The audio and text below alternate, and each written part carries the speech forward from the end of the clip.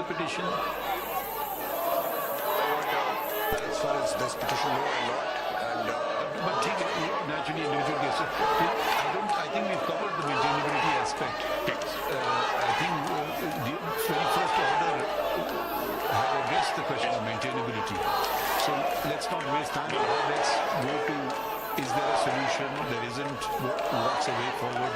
My lord, my submission was in the petition is basically about and the FIA has been doing this for a while, that whenever journalists or even non-journalists on social media, etc., they publish something which is not acceptable to FIA, FIA immediately files an FIR under the Prevention of Electronic Crimes Act. Either they file an FIR or they just start an inquiry.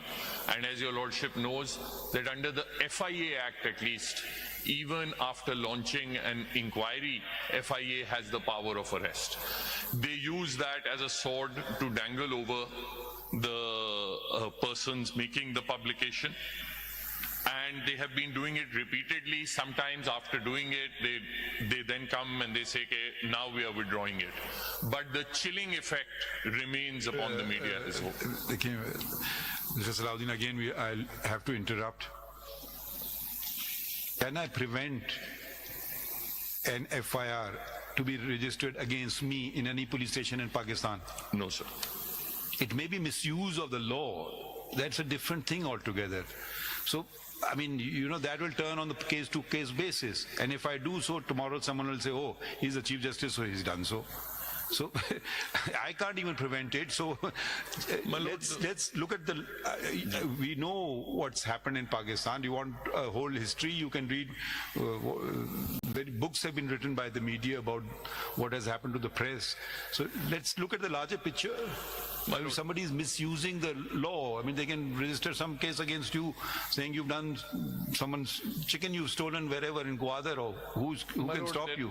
There is one particular section that is used again and again, which is abused again and again. And that is section 20 of the Prevention of Electronic Crimes Act. I thought you will start from the Constitution and go downwards. My lord, Article 19 is... So let's go from the beginning. It's always... That's what governs us all.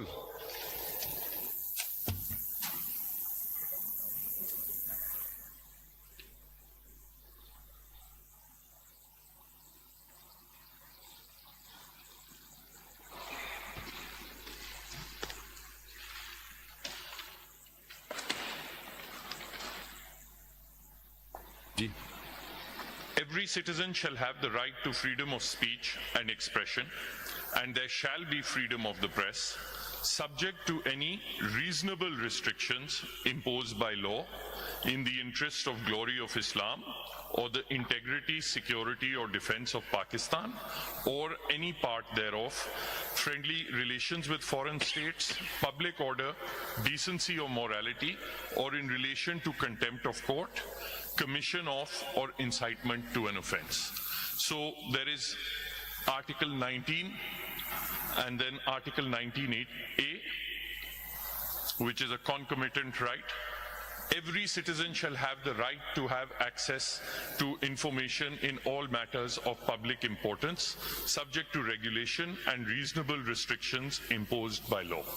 Now, my lord, as far as Article 19 is concerned, as your lordship is aware, there is a twofold test. First of all, it must link with the objects. If a restriction is to be imposed under Article 19, in order to be permissible under Article 19, it must relate with the objects mentioned therein, the glory of Islam, integrity, so on and so forth. Now, apart from that, the second test is that it must be reasonable.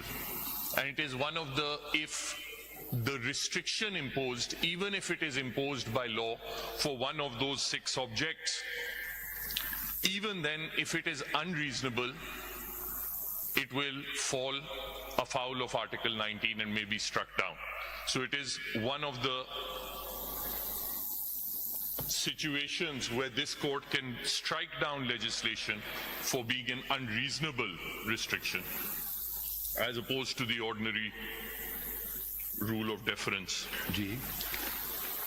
Now, what has happened, if your lordship sees, my lord, in the Prevention of Electronic Crimes Act, they have... No, first tell us the full name. Let's go step by step. Ji, sir. The Prevention of Electronic... You have the advantage of Pakistan seeing you. It's a public interest matter. So let it also be educational for everybody. Ji, sir. You have no problem with that, I hope. No, sir. Sir, the Prevention of Electronic Crimes Act 2016. Ji. Now, if your lordship sees the offences under the Act, they start from Section 3